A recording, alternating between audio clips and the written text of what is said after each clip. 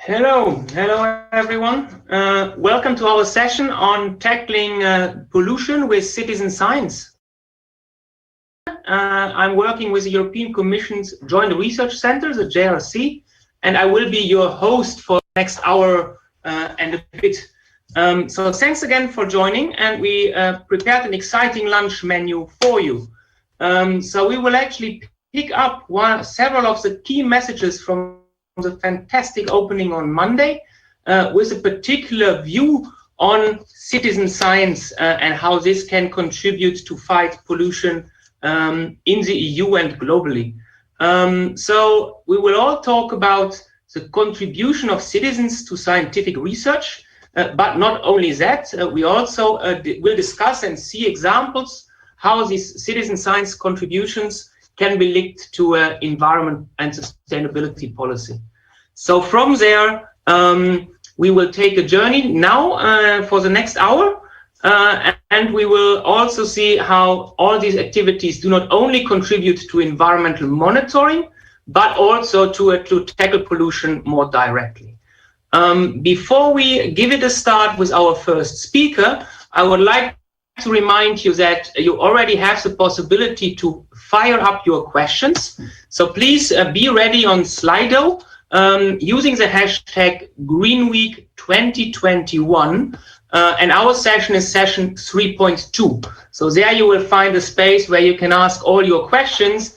And thanks to our backstage moderator, Marjan, I should be able to pick up your questions in the right moment. So please don't shy away and go ahead for putting your questions in as soon as they come to your mind. We will also have the chance to ask the speakers after each of the interventions. So I hope with this it is all clear. And well, I hand over already to our first speaker, to Stefan Isoard, who is head of the Water and Marine Group at the European Environment Agency in Copenhagen. And he will tell us about an exciting initiative on citizen science that the agency is running for quite some time already. So many thanks for joining, and please, Stefan, the floor is yours.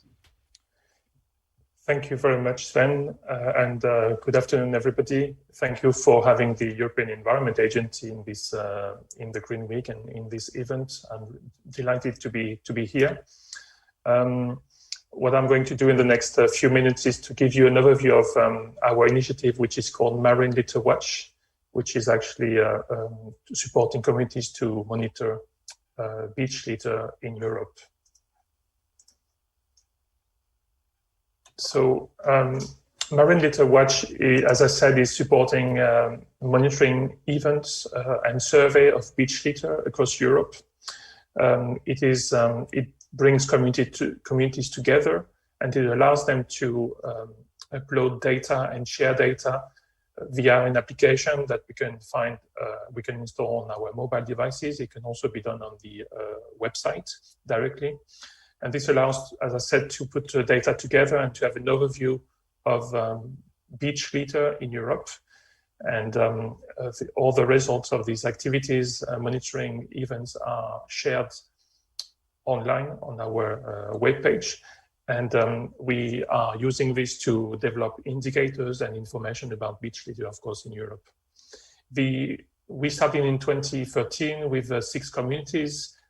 And this year we have more than 40 communities across Europe which has actually joined the initiative. So it's really exciting, and it's really successful, I have to say. Now we have more than 2 million records in our database from monitoring events which have taken place over the last years. We, as indicated, we develop indicators, and we plan to publish a beach litter indicator next year based on all this information. And we are also using this information to do reports or assessments which show what are the trends in beach litter across Europe.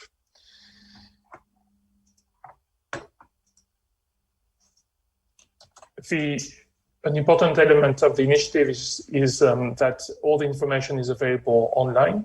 We have a data viewer section that you can access. You can see the web link here at the bottom of the slide. And this data viewer is there to help all stakeholders understand what have been the monitoring events, as we call them, what have been the results of each of these events, and what are the top 10 items stemming from this monitoring activity.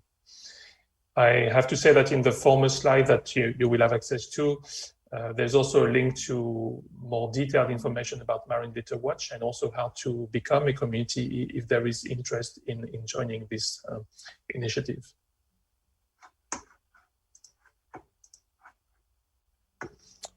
I'd like to say a few, I don't think that's, I want to move to the next slide. Yes, it has worked now. I would like to say a few words about the results and the data we have collected through the years. We are actually able to show the trends in in beach litter in Europe. Actually, beach litter has been steadily increasing over the years. However, it's quite dominated by the data we find in the Black Sea region. So if we are excluding this data, actually the beach litter have been increasing until 2017. And after 2017, there's been a steady decrease already of the amount of beach litter found in Europe. And that's again, excluding the Black Sea.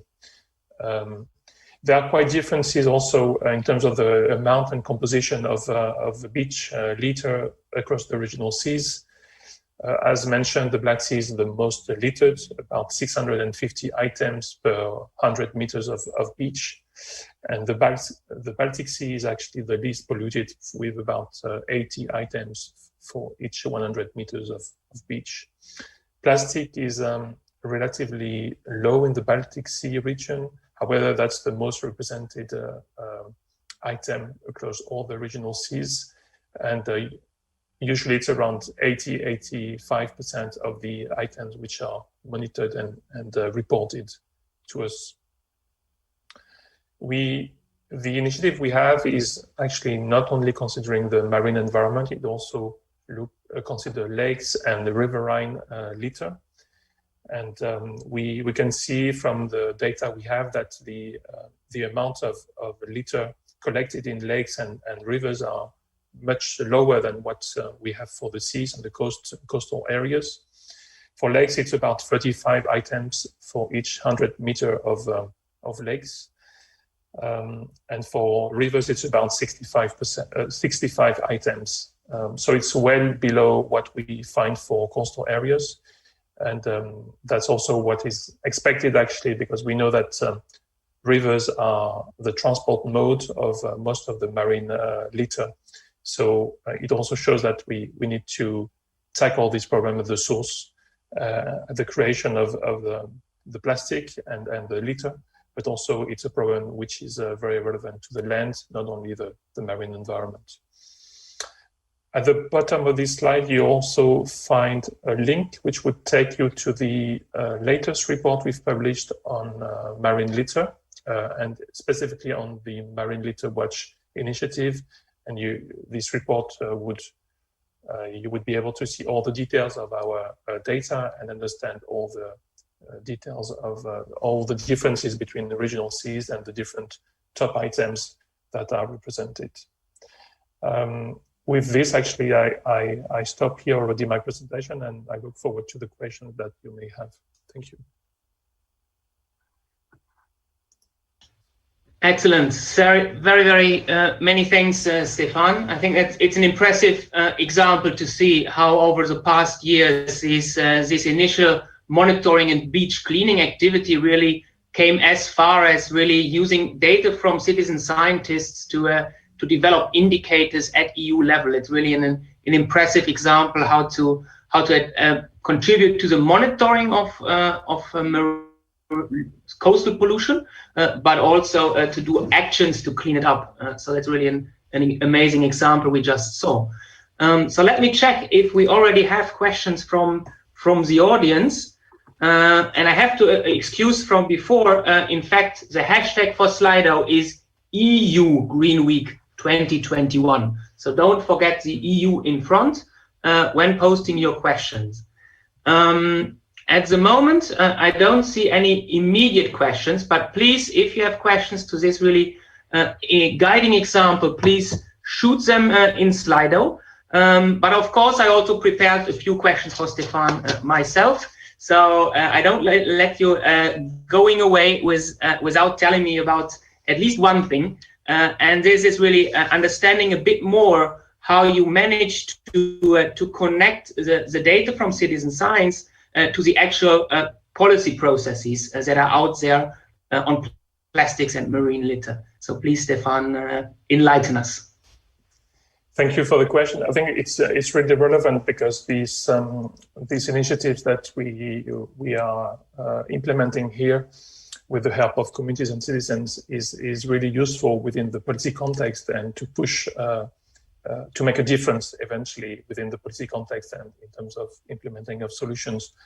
The marine litter watch data is actually complementary to the data being monitored by member countries under the Marine Strategy Framework Directive. So we work very closely with them within that context. There is an ad hoc group on the topic we collaborate closely with. Our database actually, from a geographical point of view, is broader than what the member states are reporting. So this is really useful for that perspective. And then also we use a joint list of items, the one which has been developed within the Marine Strategy Framework Directive. That's the list of items we use for in Marine LitterWatch. So actually the data is collected the same way. So there's coherence there. Another point I think which is important is that I mentioned we also cover freshwater and riverine litter. And that's important because it links to the program of measures which are being developed and implemented by member countries under the Marine Strategy Framework Directive. Measures have to be taken into account, implemented in order to address the problem on land. And that's also one added value of Marine Litter Watch. Finally, I want to mention that there's been, of course, the Single-Use Plastic Directive recently adopted, and the Marine Litter Watch also covers the items which are covered by these directives. So there again, we are making our data available to the stakeholders of these directives, so that it helps monitoring the progress of the implementation. I hope it answers your question. Excellent. No, very well. I think it's important to see also the role of an environment agency actually guiding these kind of citizen science activities to ensure that there is really clear interlinkages and homogeneity in respect to the official reporting. I think that's a very important and very good point you brought in. We now got our first questions in, but I'll hold it back a bit because we'll also want to give time for the other speakers. We may get back to it a little bit later. So thanks, Stéphane. Thank you. And let me pass the floor to our second example, our second speaker, which is Hester Volten. Some of you may know her from Monday already. She is an air quality scientist at the Dutch National Institute for Public Health and the Environment, RIVM, and she is truly a champion of empowering citizen scientists when it comes to air quality. So please, Hester, the floor is yours. Yeah, thank you, Sven. I would like to tell you something about our program, which is called Measure Together. And this is really an environmental citizen science support program. So it's not a citizen science project, but it is a citizen science infrastructure, if you will. So we said at some point, okay, how can we as an official institute help citizen scientists, citizen science project? And this resulted in Dutch Samen meten, and translated that is Measure Together. So we'd like to help citizens to really to work with us, but also together, so that you have a lot of added value by working together with as many stakeholders as possible. So what does Measure Together encompass? It is a knowledge portal where people can find information, but also can find other people who are doing the similar measurements, exchange information, find information, find other projects in which they can participate. And then there's also a data portal where the data can be shared. And it also includes the official air quality data, the official data, so that you can compare with the sensor of the neighbors, but you can also compare with the official measurements. And we add value also by doing a calibration and then a kind of assessment of the quality of the data. And this has been a tremendous success. You can see here on the map how many sensors there are for PM2.5 alone. And especially in the north of the Netherlands, there are lots of sensors. And this is something I want to point out. About 800 sensors were added to the platform last year alone in the north of the Netherlands, which was something that we never would have thought of, because the north of the Netherlands is actually in air quality the cleanest one around. And but still in the north this project, and you can see it here, Onze Lucht, it's at the bottom. And somebody in Groningen, the University of Groningen, said, I'm going to put 1,000 sensors in the north of the Netherlands. And we told him, look, are you sure this is not really necessary? He said, I'm going to do it because people want to know the air quality. And he was totally right. So he added this tremendous amount of sensors to the platform. We only helped him a little bit by telling him, please make use of the sensor community method. Sensor community is an international citizen science community, really. They have their own platform and they have a lot of sensory information. We exchange information with them. We also gather their data on our platform, and in return we also give them support. So they also like to work with us, even though you wouldn't say that they wouldn't really need us, but they are very happy to work with us because we are an official institute, and currently we are the only official institute who are really promoting their data, using the data also for our modeling. So these are just some examples of projects that pop up and become easier to make because of this infrastructure we built. So also you see here the girls with the bikes, they have actually sensors on the bikes. And also this for us was not the perfect project, because actually it's quite hard to interpret data from sensors that are moving. But you can imagine how happy policymakers are with the combination of exercise and measurements. So in the end, yeah, they just went ahead, and the data is really beautiful, and we put some extra effort in it. And this is really how these projects enter in the bigger Measure Together project, and easier to start. Also, I gave this example of Globe, which is a project for schools.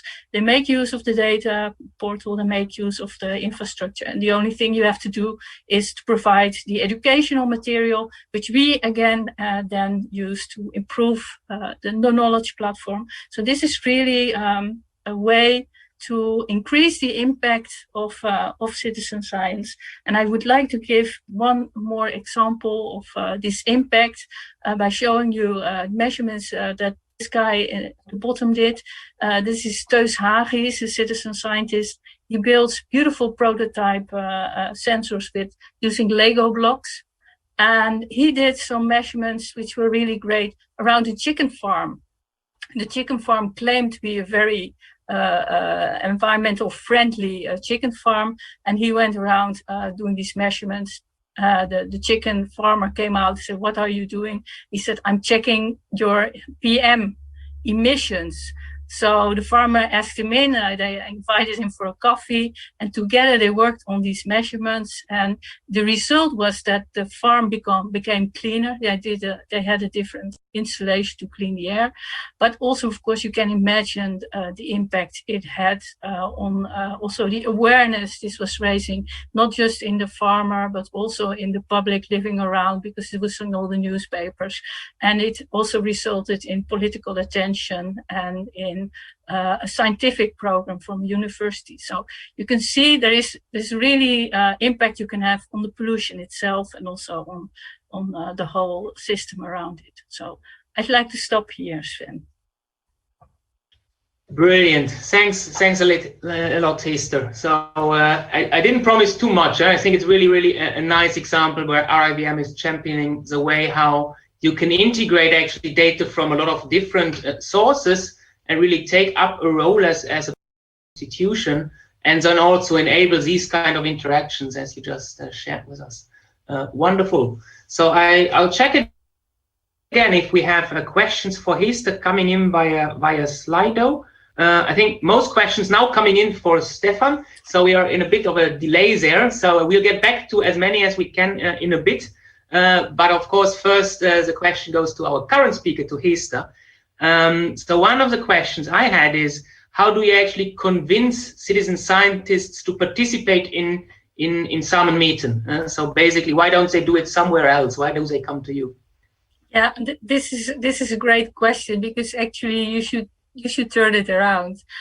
We are not convincing people to participate. What we do is we try to add value. So if people are free to participate or not, but if they do participate, they get all these free bits like the data platform that they don't have to build, and we do the calibration and the correction of the data. So it's just very attractive for them to use the platform.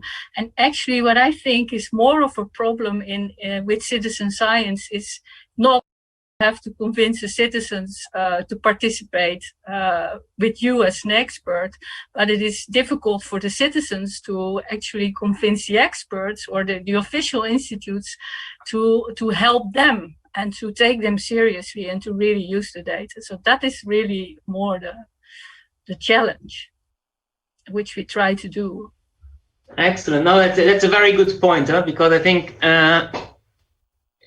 exactly too often there is this questionable quality is, and it's not really a proactive approach to welcome citizen scientists to share their knowledge and use it for policy making. Fantastic, Hester. So we will come back to you a bit later, of course, but let's first go to our third example. So we saw already pollution in water. We talked about air quality. Now we'll take another example, which is a bit more widely looking at biodiversity and invasive species. So here I would like to introduce Cristina Cardozo, who is a very dear colleague of mine from the Joint Research Center. And she really is also championing the use of citizen science in the European Union in her particular area. So please, Cristina, the floor is yours. Thank you, Sven, for this introduction. Unlike the previous speakers, I will speak about alien species and not chemical, physical pollution. I want to share some experience on our citizen science initiatives in the context of the European Alien Species Information Network. So what are alien species and invasive alien species? Alien species are living organisms introduced by human activities, including in their role as citizens, in places outside their natural range, and some of these organisms can become invasive and threaten native biodiversity and cause severe ecological, health, economical, and social damages, and undermine the provision of ecosystem services. Invasive alien species are, alongside with pollution, one of the 5 main drivers of biodiversity loss. Tackling invasive alien species requires information for prioritizing pathways for prevention of species introductions, for identifying the most harmful species, for implementing swiftly adequate measures, enforcing effective early warning and rapid response mechanisms, developing indicators, modeling species distributions, and adopting management strategies. The implementation of these actions require an easy access to up-to-date scientific information and timely spatial data, and this data is often distributed in many different data sources and difficult to access and are not interoperable, present bias, including geographic bias. And it was in this context that the European Commission Joint Research Centre has launched in 2012 the European Alien Species Information Network, ESIN, with the aim to improve the quality of the scientific information on alien species and increase its availability and accessibility in support to the implementation of alien species policy. So what we do, we aggregate, harmonize and integrate scientific information and spatial data on alien species occurring in Europe from several sources through collaborations with different data partners, and these include also data from citizen science initiatives, and will facilitate access and exploration of this data through search and mapping tools and web services in support primarily of policymakers, but also researchers and managers. We have in 2014 become the core information system supporting the European member states in the implementation of the invasive alien species regulation. So what we provide through our website, which you can see on a screen shot on our slide, is to an interface connecting knowledge and scientific expertise, policymakers, national authorities, and we foster citizen engagement and citizen science data integration. So we consider actually that citizen science contribution to alien species is vital. Alien species are widespread, present in all environments and affecting all types of ecosystems and human activities. And people are actors in introducing and spreading alien species. So the engagement of citizen and citizen science on alien species and invasive alien species can enhance prevention and acceptance of measures, such as, for example, those that relate to animals, but also contribution to the collection of alien species data, complementing professional monitoring and covering existing spatial and temporal gaps at a relatively low cost.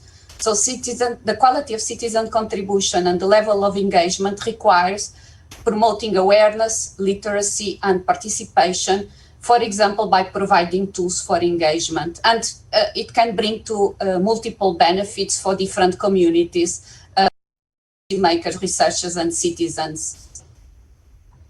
Last slide. So what we did, we have developed in the last years a citizen science strategy, focusing on the engagement of people across Europe on invasive alien species issues, and also with the aim to support the European policy on alien species and invasive alien species, and ultimately the biodiversity goals.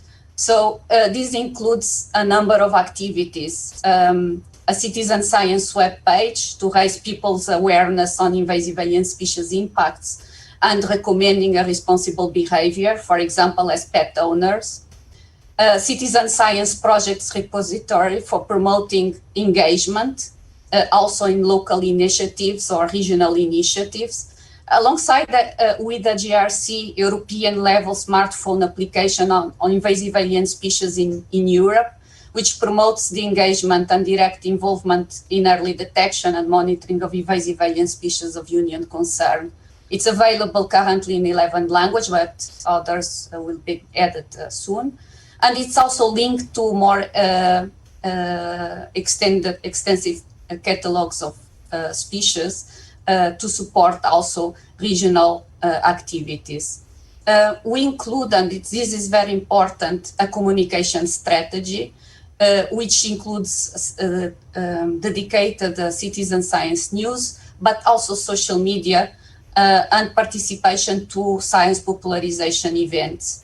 With the aim to create an European-wide community of interest and participation around invasive alien species issues and fostering the collaboration. We also have recently developed dedicated tools and information material for public with focus on education and teaching community to improve citizens' knowledge and science literacy on alien species and invasive alien species recorded in Europe. And these include, for example, species fact sheets, an open online course, and board game, and also publication of papers for children, for example, in the Frontiers Journal for Young Minds, which actually engages the children in reviewing the papers written for children based on science. So with this, I finished. Brilliant. Thanks a lot, Anna Cristina. So indeed, we just saw another pioneering activity now from the Commission, and we saw the Environment Agency before. Here also really seeing how an EU-wide approach to integrate citizen science to policy making can work. We are experiencing a similar behavior as before. We now get the questions for Hester, so we are with Anna Cristina. So we'll take these after the speakers, but I have one question for you, Anna Cristina, before we go on. And this is to tell us a bit more, what are your 1 or 2 core lessons you take from this work that are also more generally applicable to environmental policy? So not only particularly related to invasive alien species.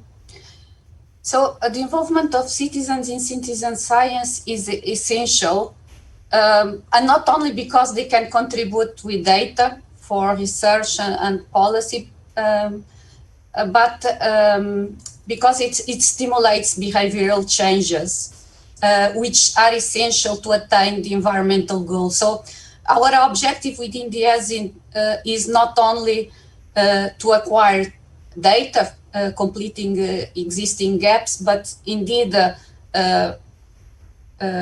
steer this behavioral change. And I must, I think I have heard the same from previous presentations. So what is our main lesson is that it requires a constant engagement with systems, with the citizens, systematic, and this entails systematic communication and providing information, but also creating the linkage with the existing initiatives and highlighting the contributions. Often we have real-time exchanges with citizens through our social media, for example. And another point that we consider as very important as a result of our experience within the ESIN is the need for targeted education, focusing also in education of the younger generations. And this is essential also to ensure the quality of the data collected by citizens. Very well. So good. We see a lot of common lessons that are also important for fighting zero pollution. Here we go. Excellent. Thanks again, Anna Cristina. And with this, we will move to our fourth and last speaker for today's session. And here we will zoom out even more into the larger picture. And for this, it's a pleasure to introduce Stefan Fritz, a program director from the International Institute for Applied System Analysis, IASA, in Austria. And he actually is a strong promoter and practitioner of citizen science related to environment and sustainability policy. And I'm really looking forward to his intervention. So, Stefan, I hope you're ready to go. And then the floor is yours. Thanks a lot, Sven. Yes, I'm ready to go. I finally also understood all your technologies, so thanks a lot. Yes, as already Sven has mentioned, let me just get into this slide now. Am I now in the next slide?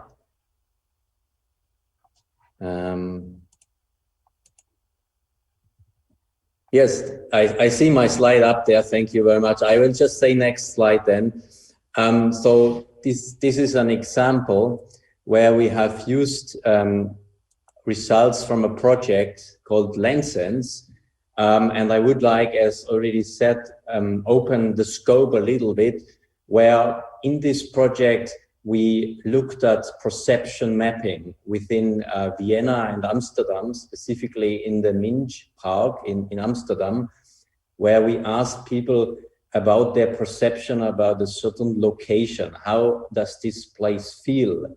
Is it calm? Is it relaxing? Safe? How noisy is it? And we then mapped each point. The public authorities in Amsterdam, they were really interested in getting more spatial information about perception.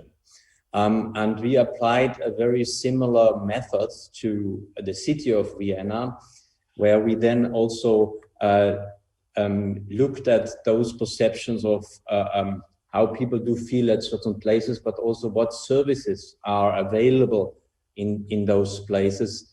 And we added in another project called eShape, that is also funded by the EU, a component of air quality. And there we ask people, how do you rate this specific location, the air quality to be?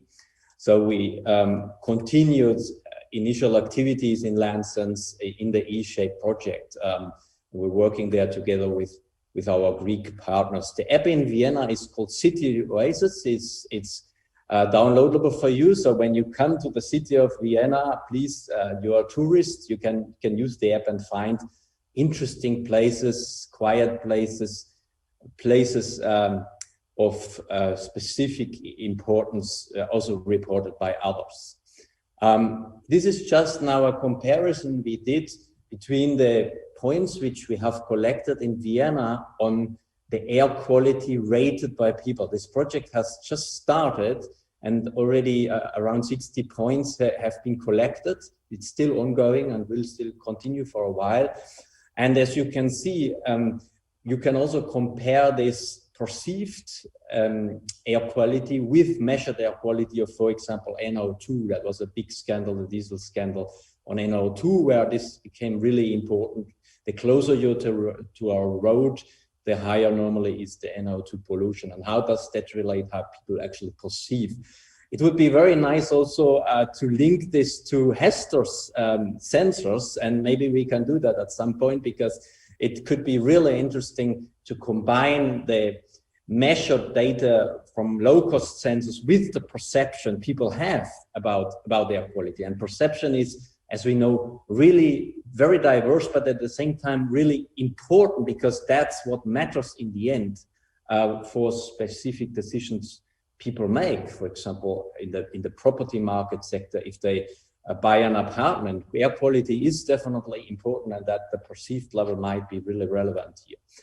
I just want to widen also a little bit more and come to the other topic which has been already tackled in this previous presentation on marine litter. And I just wanted to make the point that it's also then possible, not just in Europe, to collect indicators which are relevant for Europe, but you can also collect indicators which are relevant globally in the SDG context, in the monitoring context, especially on the monitoring of 14.1.1, which is marine debris. Floating marine debris in the ocean is a big topic, as we have heard, but you can then also have the citizens' data aligning with the needs of those indicators by measuring then the SDGs. And there is some standardization and some alignment needed to do that, but it is actually possible, and we have been engaging with SDSN trends. So trends in SDSN, Social Sustainability Network of the UN, focusing on data. They are really interested to bring up these existing activities, so linking citizen science, cleanups, and other measurement activities with the SDG framework. And just on a last point, we've done quite a lot of work in mapping all the SDGs indicator to citizen science activities. and to what degree already citizen scientists are contributing to measuring some of these SDGs. And you can see here in the green spots. Maybe you move to the next slide. I hope I'm on the last slide here. You can see actually in the green places that here there is a really direct match of what citizens are already contributing. This is mostly around biodiversity, but also here 14 you can actually see that this is exactly addressing that indicator, marine debris. And there is a lot of work which can still also be done in the future around the contribution of citizen science to the SDGs. And with that, I would like to stop, and I'm happy to take any questions. Sorry for the technical hiccup. Thanks a lot. No worries, Stefan. Thanks a lot for lifting us indeed also into the global perspective, but also for adding exactly the dimension of human perception. So maybe this is today even a start of a new collaboration between YASA and RIVM, who knows? So very interesting. Thanks a lot, Stefan. Before coming also to the entire panel, let me also ask to you one question we have here. This is a bit more on moving beyond only data collection. So we already heard it a little bit also from Cristina on awareness raising, behavioral change. So from your experience, where do you actually see these opportunities and really benefits of citizen science approaches that don't only deliver data to environmental monitoring? Yeah, I think this is a very important point, because what we need to do in the next 10 years, we don't have much time. It's really to get to a global transformation around many factors, but in particular around the environment and environmental monitoring. So data is only good if it gets used, and if people collect data, they can be engaging through the data collection in many different processes and many different activities. And research has shown that when citizens engage in data collection, they also at the same time potentially change their view, change their behavior to a certain degree. So there has been work also in the Netherlands by the Curious and Gnosis project, for example, where they did a very detailed questionnaire which has demonstrated that once people have engaged in data collection, they actually changed their behavior, for example, in terms of driving. They didn't accelerate so fast anymore, their cars, because they knew that those emissions would create unnecessary emissions, for example. So that's direct impact. So the really strong link we are also hoping to have stronger is that through data collection, behavioral change will be triggered. So I wanted to just make that point. Thank you. Fantastic. Thanks a lot, Stefan. And I said already, Cristina also hinted at this direction. So with this, let's start to open up a little bit again to the entire panel. So I would first ask Stefan and Hester if any of you wants to add to the last replies of Stefan and Cristina on this dimension of citizen science being beyond pure data collection. Does any one of you want to add to it? Stefan, maybe? Thank you very much. And that's an important question indeed. I mean, when we say data collection, we have to understand that also citizen science here, collecting data, it's filling gaps that we have in data collection, because the officially reported data includes quite a number of gaps. So I think I want to insist that it fills in gaps in terms of coverage, geographical coverage, but also fills in gaps in terms of timing of the data. Under some of the directives, the data is reported only every 3 years or 6 years. When we have citizen science initiative, it allows us to have data coming in every year usually. So that's quite important. The other point I wanted to make is about agenda setting. I think these citizen science initiative, very often they are at the start of raising awareness, putting topics which have not been looked at on the policy agenda. And that's increasingly, this is absolutely vital and instrumental. And we have seen this in relation with plastic in the recent years, but it has happened on other issues as well. And this is extremely valuable in that context too. Thank you. Excellent, Stefan. Yeah, indeed, I think that's another important point, to actually also get a feeling of what matters to people, and then being able to react to these signals. Hester, do you want to add anything to that? Well, I think the previous speakers already explained it quite beautifully, and it is really by doing measurements, this is really empowering in the sense that people indeed put problems onto the agenda, and it's just very, very strong to do this by doing measurements. Policymakers will take you very seriously if you show that kind of commitment.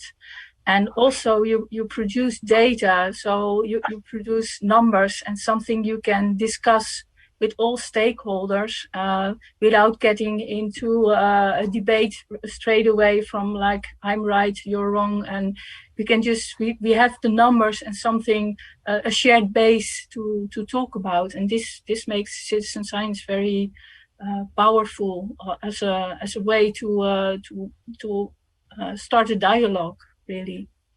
So this is definitely one of the. I'm always putting emphasis on the fact that we can actually, as an official institute, also use the data. But probably a much stronger effect of citizen science is that people are educated, become more aware, and indeed the curieuze knows, as Stefan Fritz said, that was very strong. It was a Flemish project, by the way, so it's from Belgium. I don't want to take credit for it, but it showed incredibly strongly, very beautifully, how what a beautiful way to put this on the political agenda. There were local elections around that period, but also what I heard from the sister institute, the VMM, is that the longest lasting effect was on the education of the people. So if they talk about air quality in Flanders, the people know exactly what they are talking about. And not only the people themselves, but also the journalists, so the newspapers. It's the whole discussion is raised to a much higher level. So this is really very strong effect of citizen science. Very good. Yeah, excellent. I think we get really a nice complementary answers now. So it's really good to get this onto the picture. Actually, now we even don't only have quite a lot of questions from the audience, but they also are getting liked and ranked. So let me also ask you the top rated questions for the time being, which is actually to all panelists, so that's great. And it's really asking if the tools that we now heard about, can they be also used to monitor the effects of new EU policies? So actually looking into the most recent policy developments in the EU. So I assume this includes the Green Deal, the zero pollution ambition, biodiversity strategy, and so on. Who can say a few words on this very recent European context and the use of the tool you are working on and you are using? I'm not sure. Maybe Cristina again to close the loop with the panelists. Okay, I can start. Okay, I think this question brings us a bit to the question on inclusion of citizen science data and contributions into the official data streams, if I understand the question well. In reality, in the field of my work, this type of initiatives are already included in several official data streams in the member states, in the European Union member states. I recall, for example, the initiatives, citizen science initiatives in Ireland and in the Netherlands, which are already feeding into the official notifications on early detection of species of union concern. And in these countries, the national authorities have developed smartphone applications and web applications which support the citizen reports. And the observations are integrated in the national repositories after validation and officially used in their reportings. They also have accompanying programs guiding citizens to identification of relevant species and stimulating their engagement. But this is not the situation for the entire Europe. There are countries that are lagging behind. In fact, the GRC app, Invasive Alien Species in Europe, aims to fill in some of these gaps, so enabling citizens in Europe to contribute on this thematic. But there are still also other issues, such as the certification of the reported data, so data quality and certification. And I refer to certification also in relation to our experience in the context of ESIN, whereby we actually integrate already in our geodatabase citizen science data.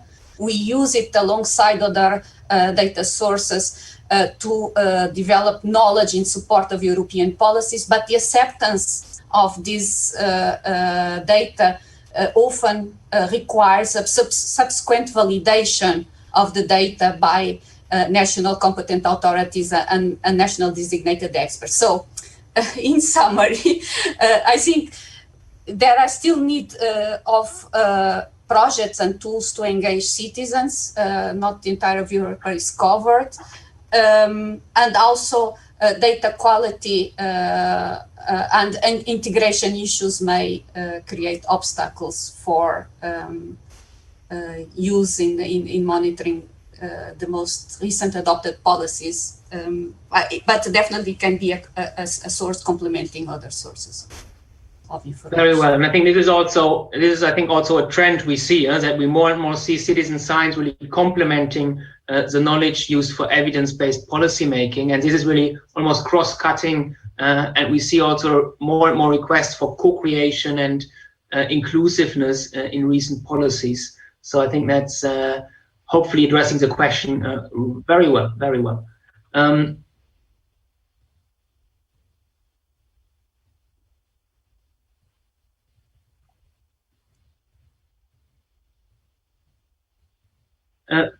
One second, we have one more question to the entire panelists. So we have 3 more minutes and then there is a video. Is this fine?